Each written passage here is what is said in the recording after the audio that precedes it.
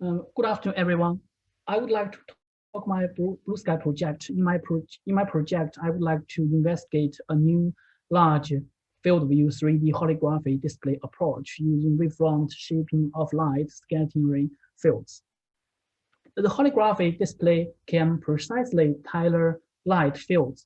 It can be capable of resembling realistic 3D scenes with full motion parallax. As shown in this figure, a CGH algorithm can generate a hologram with all depth cues. When, when a laser beam illuminates a hologram presented on a spatial light modulator, arbitrary diffracted wavefronts can be generated. A viewer can directly observe a 3D holographic image. In this 3D image, the full three visual depth cues can be delivered. Currently, holographic display can be also considered as the ultimate 3D visualization technologies. Holographic display can have great market potential for various applications. Here we list several application examples, such as holographic AR, VR, holographic medical data, holographic interactive display, and holographic 3D maps. To develop a high-quality holographic 3D video display, three essential elements are needed. One is a wide-angle optical system. Another is the high-bandwidth SM. And the third is the fast computer generation hologram algorithm. Some advanced spatial light modulators, like fast LCOS spatial light modulators and optically addressed spatial light modulators, have been investigated. Current multiple fast hologram generation algorithms, like the layer-based algorithms, have been developed. My project focuses on a new approach for wide view angle holographic display system. So my talk has three parts. I'll start with our research background, which involves issues in holographic displays and the existing methods and our project objective. Then we will talk about our approach from principal experiments and discussion parts. Finally, I will conclude my talk. In holographic display fields, there is a fundamental research problem. The information content of a hologram is much greater than the display capability of current spatial light modulators because current SM has a low pixel pitch and a small area. The current system can only provide a holographic image with a low space bandwidth product. The SM system can't completely display a large space bandwidth product hologram. Here, we list the comparison between the hologram information SM capability from pixel pitch, hologram size, view angle, and optical extent. We can see that the optical extent of the hologram is almost 3,000 times larger than the SM capability. This means that the current SM can't match the CGH information. So an efficient holographic display method is necessary for the current holographic video with a large optical extent. Currently, to adapt to a large optical extent generated by a hologram, multiple 3D hologram display systems have been proposed. For example, MIT utilized a LM modulator in conjunction with a horizontal polygon scanner to achieve a holographic display. With it can achieve a large field of view. The TUAT group also adopted a high-speed SM and one-dimensional horizontal scanner to obtain the same result. Simple A-star company utilized 24 physically tiled SMs. They are used to optically scanning tiling method to develop a fully parallax digital 3 holographic display system. They also integrated two sets of RGB lasers, allowing full color displays. My colleagues Jia and Jin Li utilize the tiled grating and the vertical diffuser to implement a scanning 3D color video display to manage the required optical extent of holograms. In my previously works, we developed a coarse integral hologram display concept. This concept involves a static stage, dynamic stage, full bandwidth stage, and scalable stage approaches. The principle of the stage display is that several low space bandwidth product holograms are angularly tiled using coarse integral optics. This method would like to form a modest size and wide field of view display. By fully utilizing the bandwidth of SM, we got the best holographic display approach, which is developed to improve the image size and the view angle. Accordingly, we utilized our previous full bandwidth stage method to construct a holycube system. This system adopts a cube structure, and all components involving optics, electronics, and mechanics are packaged into this cube structure. A viewer can directly see a holographic image. This holycube system can achieve a view angle of 40 degrees. This system can display a color holographic video, and the frame frequency is 24 Hz. Alternatively, in this project, we would like to develop a new holographic display method based on wavefront shaping of light scattering fields to augment space bandwidth product. Using a wavefront modulator in conjunction with a highly disordered medium, we generated a dynamic holographic image with significantly increased both limited view angle and image size.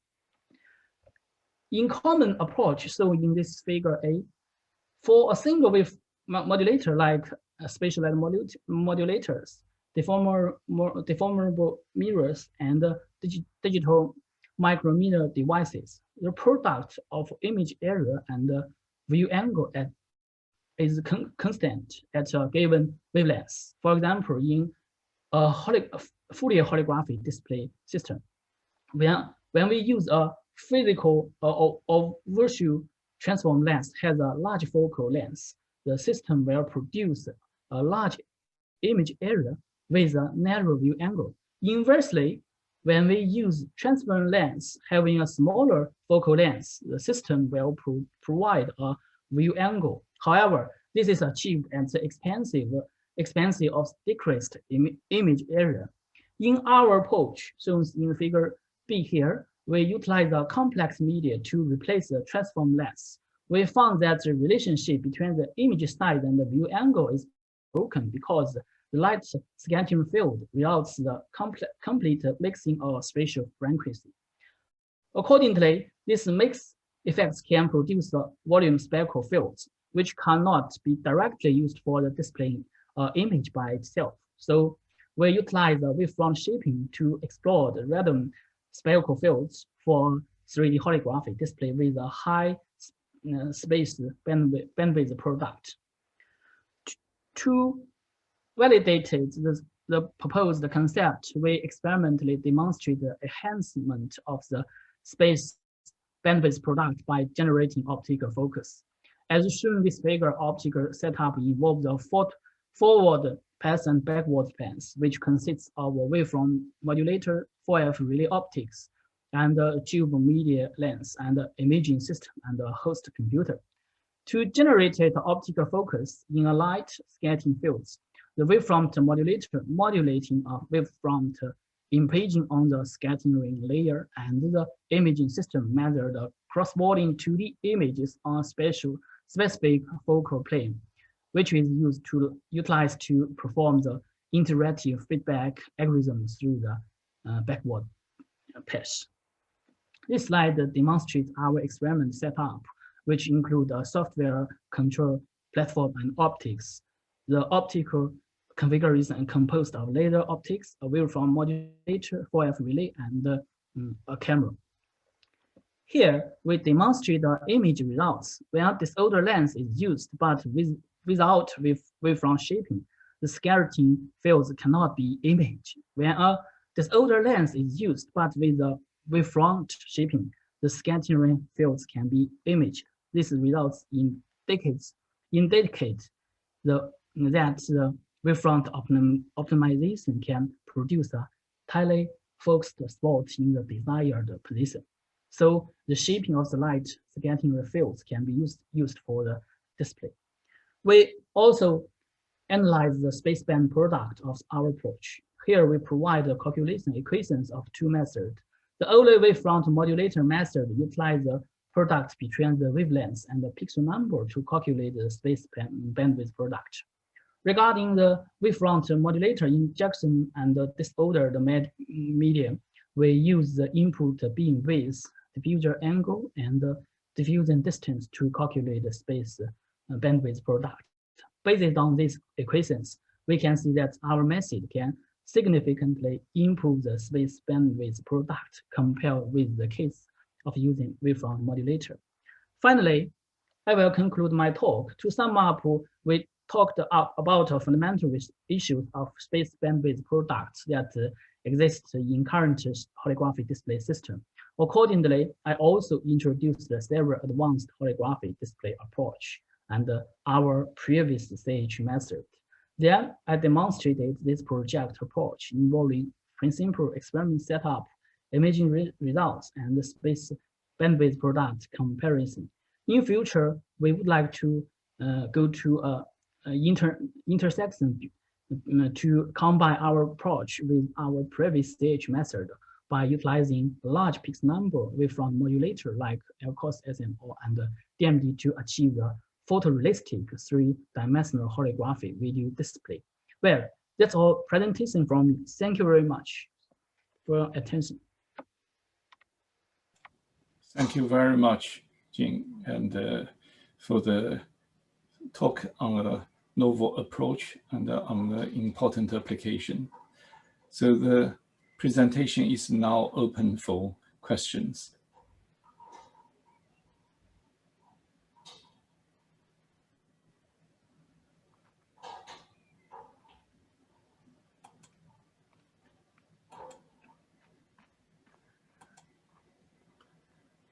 So, Jin, I just wondering, yes, you have made some of initial trials and show the success and the feasibility. yes. Is any plan you would like to consider taking to more detailed, high quality applications?